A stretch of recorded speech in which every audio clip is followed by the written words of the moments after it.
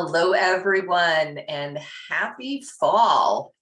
And welcome to Sunday Morning Grace. My name is Reverend Carolyn McGee. I am here with Reverend Don Simpson, and we are just so excited to get going again after our summer off. I know you guys have already had some amazing Sunday Morning Graces in September, and we are excited to add our own unique wisdom to that. The topic we're going to be diving into is embrace the teacher within, and it's going to be so much fun. Really excited about this one. So as always, I invite you to close your eyes if it's safe for you, open up your body, put your feet on the ground, and just put your back as straight as you can. Even if you're in a chair, don't be slouching back. Just have your body upright. Let's do a little bit of grounding because my belief and what my angels and guides have been telling me all along is all the information we bring in, we need to integrate it through our bodies. There's that intuitive vocabulary that Reverend Elvia talks about. There is the sensations, those clear senses that we have, but they all run themselves through our physical bodies. So just taking in those breaths and allowing that divine information and that peace to come through us. So breathing in for 1.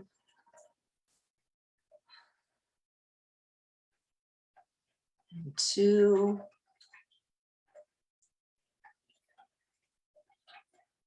And 3.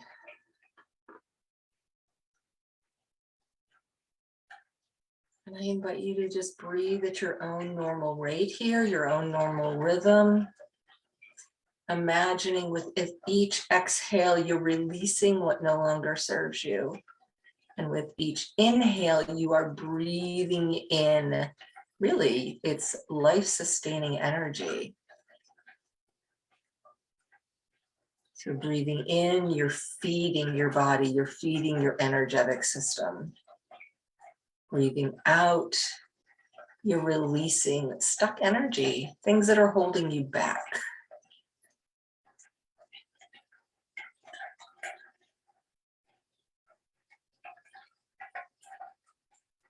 And as you breathe at this normal rate, the rate that is right for you, I want you to bring into your awareness an apple. Now I'm seeing the image of a shiny red apple, but yours can be whatever your favorite apple is. I remember my mom was a teacher, she's retired. And she loved getting apples from the kids, especially during the fall, where we are now. So see this apple as your symbol as the teacher, whether it's a teacher to yourself, to your friends, to your family, to your animals. Just hold and honor the gift you're being given of this apple, being acknowledged as the teacher.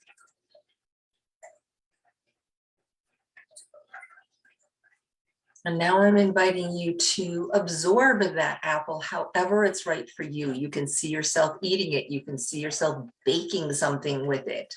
It may just literally get absorbed into your energy field. Whatever is right for you, fully embrace that apple, that gift from the divine, reminding you that you are seen and honored and acknowledged as a teacher.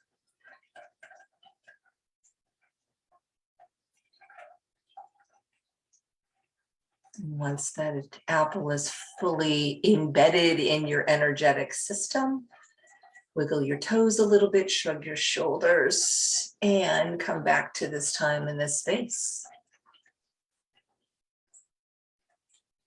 That was fun. That was fun.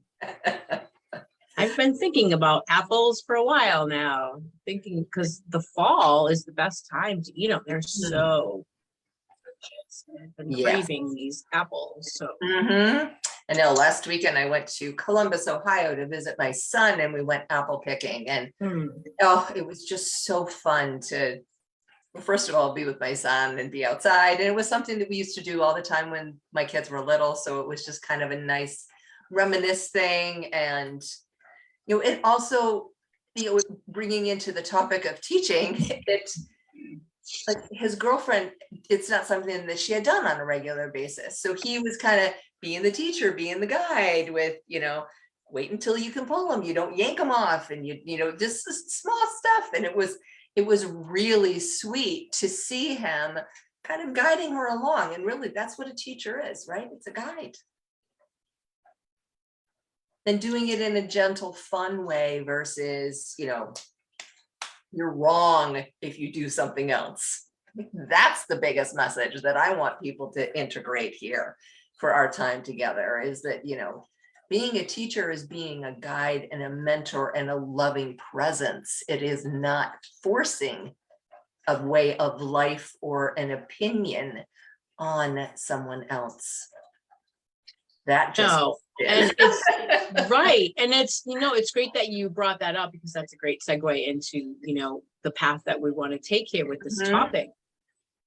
We all are teachers. It doesn't matter, how old we are or what body we're in, whether it's a horse or a person or a dog or a fly. Honestly, it doesn't matter. We all are teachers in our own way. And we all have our unique signature, our own unique curriculum. And it's not like a teacher has, okay, on week 1 through 3, we're going to learn this. It's not like that at all. We have our own curriculum, but it's unique. It's our own. And it's honestly, it's who we are. We teach every day something everywhere we go. Because everybody's watching you. You have people who will go sit and they'll say, oh, I love to go people watch. Well, they might learn a new style. They might see, someone as they're walking by at the beach and they're like, oh my God, I love that outfit. I would never thought to put that in a feather. That person just taught them a new style. And you know what I mean? Like, we don't even realize the stuff that we're teaching. And, if you're a mother or a father, you're a teacher. If you're a child, you're a teacher. How many of us have said, my child has taught me so much. Yeah. Sign me up for that one. Yeah. And if you want to teach on, and even if it's with your child, whether your child is little or it's an adult child, if you want to teach your child or anybody about forgiving, be forgiving, show forgiveness, show what it's like to see what forgiveness is. If you want to teach anybody about love, show love in front of that person. They're watching. People are always watching you. They are learning something from you. Like I said, they might learn how to put an outfit together. They might learn how to wear their eyeliner a little different. They might learn how to have a little more patience because they just watched you have patience on an airline who just boosted them to the back of the plane, where normally you might be like, you just witnessed somebody go, well, okay, all right, well, I guess somebody needs that seat more than me. We're all going to the same place. I'll get to the plane. But we all have our own way of teaching. And again, it's truly just about being you. You are a natural teacher just by being yourself. Yeah. And that's the key point, Dawn, right there, being yourself. For me, for example, growing up, I wasn't myself. I didn't know who I was. It wasn't safe to be me. It wasn't safe to express how I was feeling, what I wanted to do, how I wanted to show up in the world. And so I learned by modeling what was taught to me, but it was taught out of a fear base versus a love base. And again, my parents were doing the best they can, but it wasn't healthy for me. And, going to school, going to college, the things that I learned and the things that I was taught, a lot of it was reinforcing fear. It wasn't reinforcing love. It was reinforcing fitting in. It was, which, I mean, we have to have rules. We have to have laws to keep people safe. I'm not advocating for a free-for-all, but I am advocating for approaching things from a place of love, from teaching and modeling, like you were talking, from a place of love. What do you love to do? What brings you joy? That's what experience the world through that versus, you can make more money being an engineer, which is what the story that was given to me, what was taught to me, to put a value on money. And of course, we live in this world where we need money, but money flows from the universe. If you're open, you can get money in so many beautiful ways using your gifts. And that's teaching the world to honor us, honor our passion, honor our hearts. And that's the model that I want to be for my kids now. I want them to go to work or go out into the world with whatever they do and just be a beacon of love and light and joy, not showing up and being fitting in a box. Yeah. And like a baby is a perfect example of like learned behavior, because a baby is born not knowing how to do a lot of things other than just be.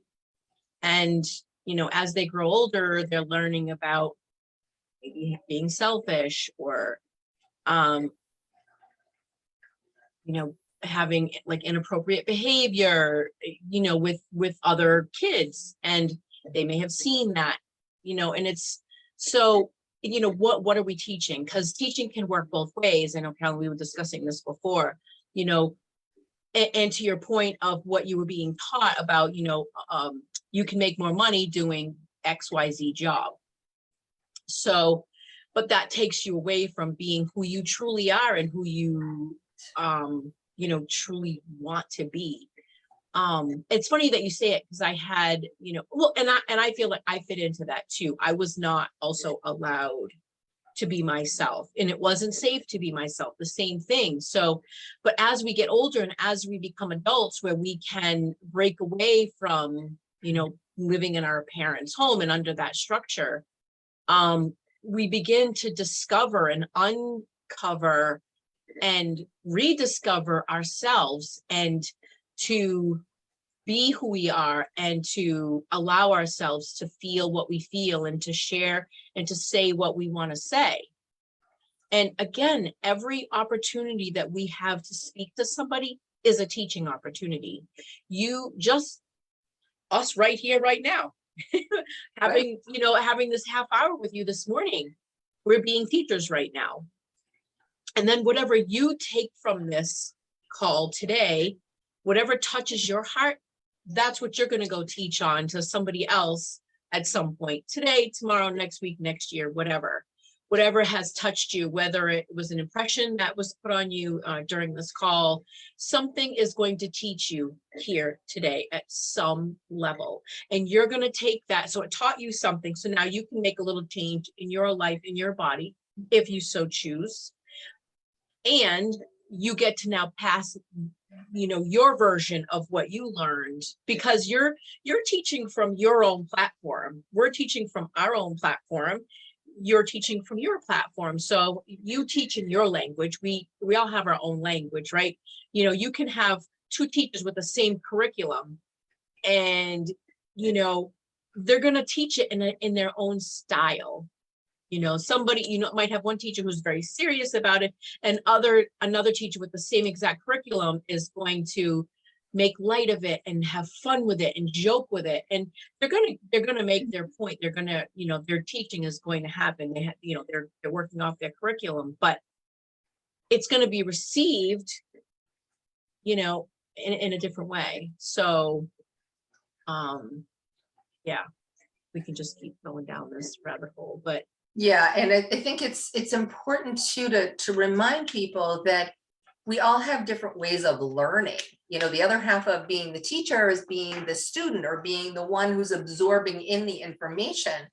And, you know, I read someplace that we sometimes have to hear something 7 times before it's fully integrated into our bodies so that it becomes part of our new normal. It becomes part of who we are.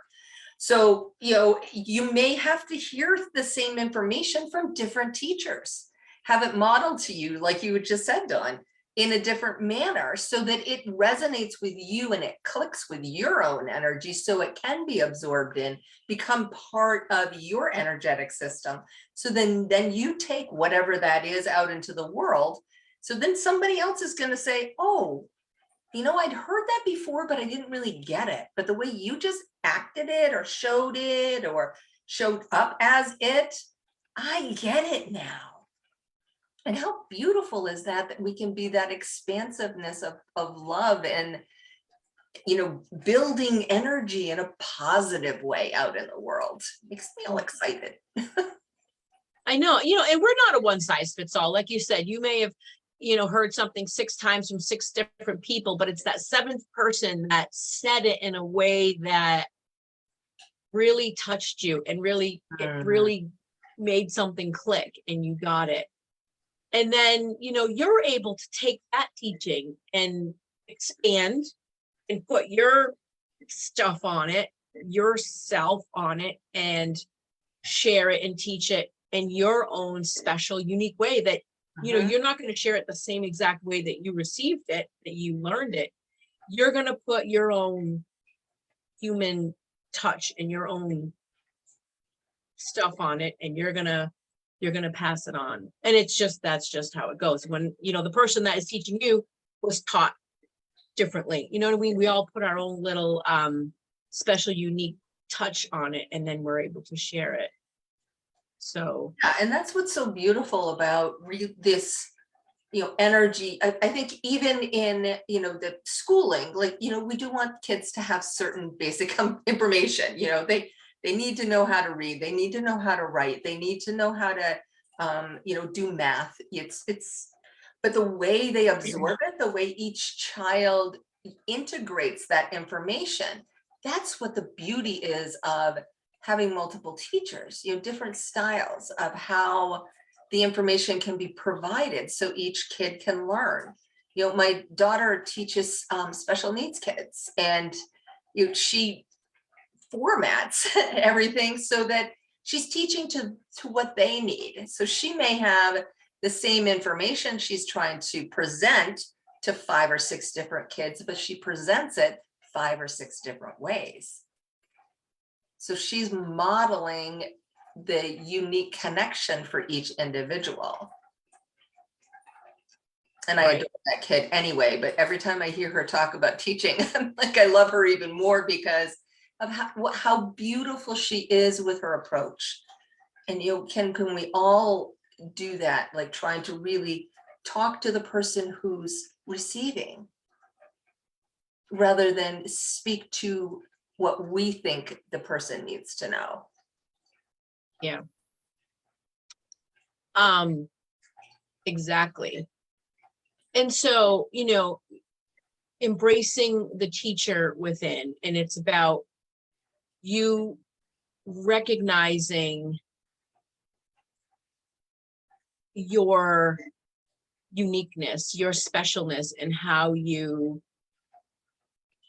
teach.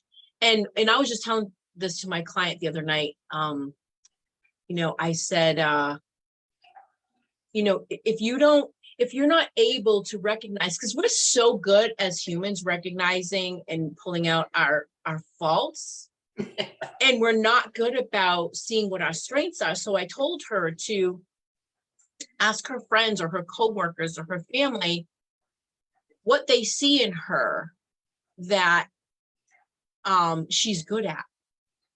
You know, because we're just plugging along, doing our thing, and we're just being ourselves, but we don't always recognize that, you know, we might be patient when we're listening to somebody who's, you know, a little off the wall, and we're able to keep our patience and our cool. We might be really good at drawing or bringing people together. We just don't always, we're just busy being ourselves that we don't recognize what our gifts are and our talents and what we're actually teaching. And it's like when we do recognize that, when we do recognize what our unique, special teaching way is, it's almost like we can enrich it, and we can maybe, like you saying, I'm going back to you have the same teaching, but you're teaching 5 different ways. So if you have something that that you're good at because you may already recognize it, or you have chose to go ask somebody what they see in you as far as your gifts and what you're good at, then you're able to take it and tailor it to a child, an adult, an elderly person, a blind person, a deaf person. You can just you tailor your teachings in a way that other people can really feel what you're trying to convey. Yeah. There's so much power in that. And that requires us to slow down just a little bit too. Right? I remember when my ex-husband and I were in therapy, and we were, in couples counseling. And one of the things that the counselor mentioned that made the biggest difference was, to take a deep breath before you respond. And, and to active listening. We've done this with coaching clients. You're actively listening to what the person is saying rather than formulating your reply as they're speaking.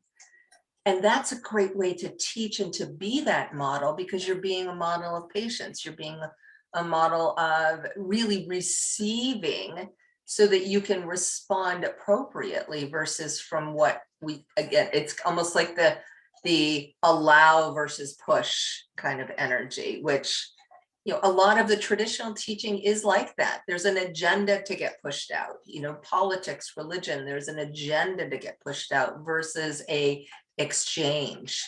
And what we've really been talking about here is the exchange, the vibrational exchange of energy, of ways of being, and yes, of course, of teaching and modeling. Maybe a new concept for somebody, but how fun to allow them to pull it in at their own rate versus fire hose someone with information. It's I just got a real vivid image of a fire hose. Yeah. And I think I want to share a little story too, because I think there's so much power in sharing stories too, because so many people can relate. Yes. A couple of weeks ago, some of Carolyn and I are also animal communicators. And a couple of weeks ago, I was doing a session with this woman and her horse. And her horse had shared with me that she was like, when I'm off in the back of the pasture and I kind of am kind of zoning out, she said, do you know what I'm doing? And I said, no. And she said, I'm praying. And I was like, you're a horse, like you're praying? And I was like, oh my God. So I was sharing this to, the horse's owner. And I said, do you pray with her? Are you out there like praying with her? And she's like, yeah. I'm like, you just taught her how to pray. Wow. And now she's out in the pasture praying. And some of the time she's actually looking at another pasture beyond that has another neighbor that has horses. And she's actually looking beyond and praying for some of those horses, because some of those horses had some struggles they were going through. She's off praying for those horses. And I was like, oh my God. And wow. During the session that I was sharing with her, one of her good friends was sitting in on the session. And after the session, she's like, Dawn, I got to tell you, I was never like a religious person, but after hearing this this is really getting me to think. And yesterday, now I did a couple more sessions with the same lady who was involved in both of these other readings with horses. She's like, you are giving me a whole new look on life. Now, I'm not trying to teach her anything about life. I'm just connecting to the horses and bringing this information through. And it's teaching her about herself, about, tuning into her own little spirit inside, and her and any kind of religion or whatever is speaking to her with God. And she said it's inspiring her with more in tune with life. Now, that wasn't my intention. My intention was to bring information through from the horses. And then, like we're saying, it's touching her in a way that I didn't plan on. I wasn't aiming to teach her about life and about religion. I'm just bringing this stuff through. And now it's expanded this woman's horizon in life and in religion. And it's just, and that's what I'm saying. That's what we're saying here, is the impact to what you normally just do. You're just being yourself. You're doing your work, whether it is literally at work or at home. You are teaching more than you'll ever know. Because not everybody's going to come back to you and say, hey, by the way, Dawn, do you know when you said that, you have no, they're just not going to say it all the time, because you may never see them for 5 years or ever again. And you inspired them, you taught them something.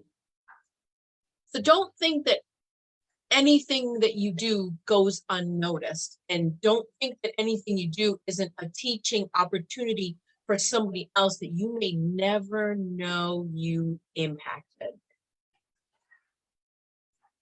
It is so true.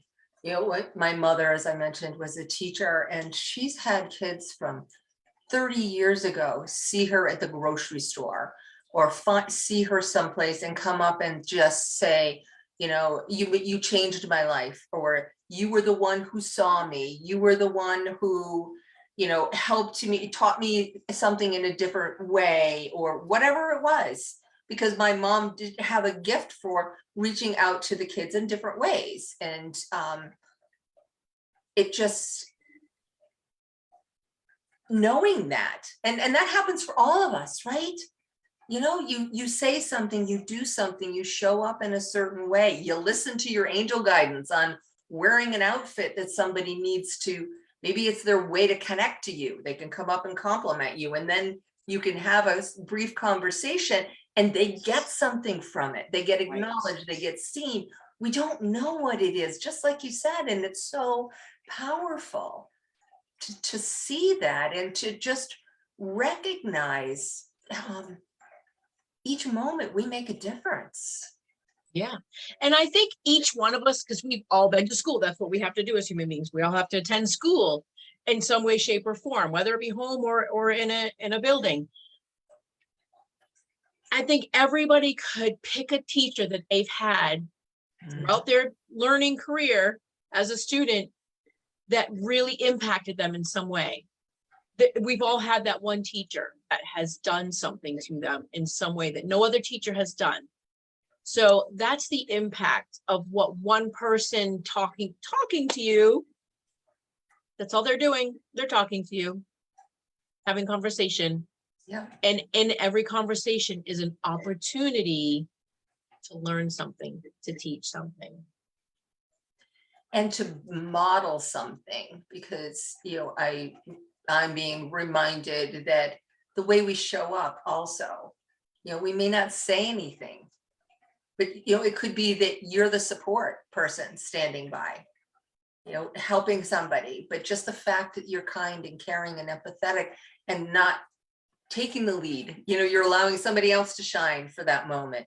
That's great teaching. That's great modeling, that, we don't all have to be in the front. Being the second, so to speak, is so powerful, because it allows the person who's being in the front for that particular moment the ability to shine, because they've got the support. And sometimes we just don't give those people credit. So it's everywhere you show up, every way you show up, people are going to notice and learn from you. And that is just so powerful. And they can also learn if you don't show up. If you're Yeah. not being yourself, because they're missing out on something. Or they can misinterpret your energy. My college reunion was a few years ago, and I kind of reconnected on Facebook with a bunch of people, which has been fun. And I got the feedback that people thought that I was stuck up, and I'm like, I was just scared. But I wasn't showing up because I was shy, because I was afraid. I wasn't showing up. So it was, people make up stories, right? It's all you can do. And I was just stunned because people didn't approach me because they thought I didn't want to be approached, but I wanted to be approached, but I was too scared to ask. And it's so me not showing up, I missed out on opportunities, and other people around me missed out on opportunities. And I mean, hindsight and many years ago, but it was just so fascinating for me to see that different perspective and to remind me to show up, because somebody needs my energy. Somebody needs your energy. All the people listening, somebody needs your energy. It's universal. It We're is all- universal. Yeah, we're all here to learn from each other. Bottom line, Bottom everything line. today in a nutshell, right there. In summary, Yes. we are Yes. all here to learn from each other. So That's our takeaway right there. That's our Yeah. takeaway for today. Absolutely. Yep, it is. So we would love to hear your feedback on this. I put a little comment on the Facebook Live. Put in comments, questions, observations, and we will be happy to get back to you and respond to those. Yeah. Yeah. Absolutely. Good. All right. Well, this was fun and goes by, as always, so fast. Yeah. Absolutely. Because we're having so much fun doing what we love. Mm-hmm. Yeah. I really look forward to this on Sundays. Yeah, it's beautiful. Yeah. So we will wrap up with our tenets. I open my heart with deep gratitude and intend today to master my spiritual, mental, emotional, and physical energies. I am dedicated to my spiritual practice. I surrender to my soul's purpose through sacred prayer. I own my guidance. I live in partnership with my angels. I serve with a loving heart. I am compassionate in every moment. I trust it's all good. I allow immediate forgiveness. I honor my truth. I listen to the spiritual messages within my physical body. I express myself creatively. I love all beings with an open heart and an open mind. I am one with Mother Earth. And so it And is. so it is. Thank Yeah. you, everybody, for being here, whether you were here live or you're listening to the replay. Wanted to remind everyone that September is the annual fundraiser for Divine Order of the Sacred Rose. We do have some basic expenses that need to be cared for each year to keep us operational as a religious organization. So if guided, the link is in the description. You can go in and donate. And I will also put it in the comments, both on the Divine Order of the Sacred Road page where the Facebook Live is, and on YouTube when I post this later. So thank you so much for your generosity if you are called to donate. And such a pleasure to be energetically with you all here today. Thank you. Bye-bye for now. Bye for now.